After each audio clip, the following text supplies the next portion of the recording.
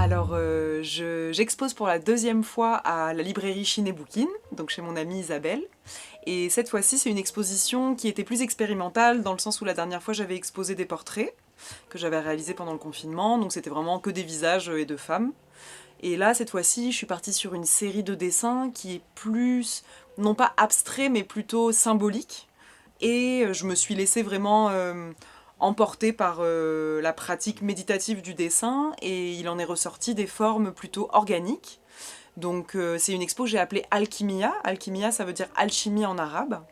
Et sans bien connaître la science ancestrale et occulte de l'alchimie, je me suis sentie inspirée par ce thème, puisque la série que je dessinais était vraiment très, comment dire, inspirée, et elle semblait illustrer un peu la transformation évolutive de la matière en fait, parce que je me suis retrouvée à dessiner un peu des flammes, un peu des cailloux, un peu des visages en pierre, etc. Donc j'ai moi-même été témoin en fait d'une évolution au cours des dessins, de plusieurs formes en fait assez basiques à la base, c'est-à-dire je pouvais partir d'un caillou, puis ensuite ce caillou se transformait peu à peu en sorte de vulve sculptée, ou alors de visage un peu comme ça, comme dans un menhir. Enfin voilà, c'est une série assez surréaliste, au sens où en fait mon inconscient a fait surgir en fait des tas de formes, et j'étais moi-même en fait comment dire, ouais, plutôt spectatrice en fait de ce qui se passait sur le dessin, et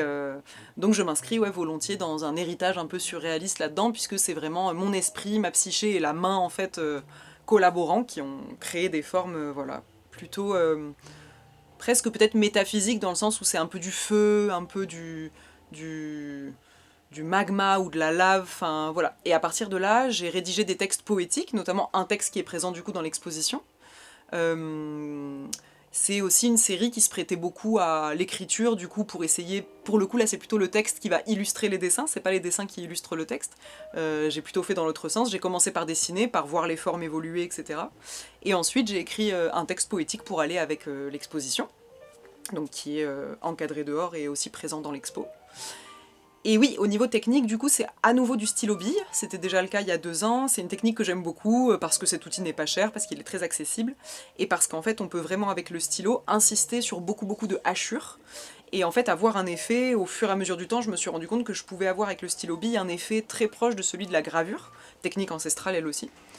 Et voilà, un peu pour le travail. Après, ça varie beaucoup. Il y a beaucoup de minéral qui est dessiné, aussi beaucoup de visages un peu mélangé avec des matières abstraites, etc. Voilà, je pense qu'il faut venir découvrir quoi, pour se faire son idée. Et j'y ai mêlé quand même aussi en clin d'œil un portrait de la série du coup d'il y a 2 ans que j'avais exposé ici. Donc c'est Doris Lessing, une écrivaine.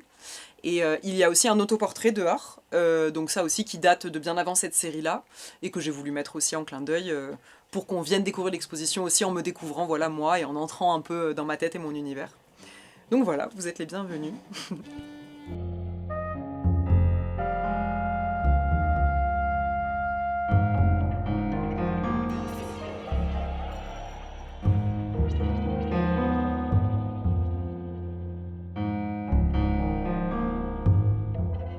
Dessiner comme si je gravais une plaque de cuivre, comme si j'étais une imprimante. Faire des flammes en pierre et des sacs plastiques, tout recouvrir de hachures pour faire les ombres. Hachurer les contours, rendre le relief, le volume, la masse par le dégradé et les nuances de noir. Gratter. Faire apparaître la lumière, par contraste, et avec le blanc du papier. Amulette de pétrole en fusion, pierre de lave séchée, poudreuse, fondue et oubliée. Dessiner comme on écrit. Noircir des pages pour mieux comprendre, pour formuler le virtuel. Traduire. Dessiner comme on tisse une trame, comme on reprise, comme on respire, comme on tricote. Comme une araignée fait sa toile. Dessiner des pierres taillées par la pluie qui ont pris la forme du feu, des dents du diable. Apprendre à faire le dégradé avec des lignes, et que ces lignes disparaissent pour former une masse mystérieuse. Travailler les nuances d'ombre.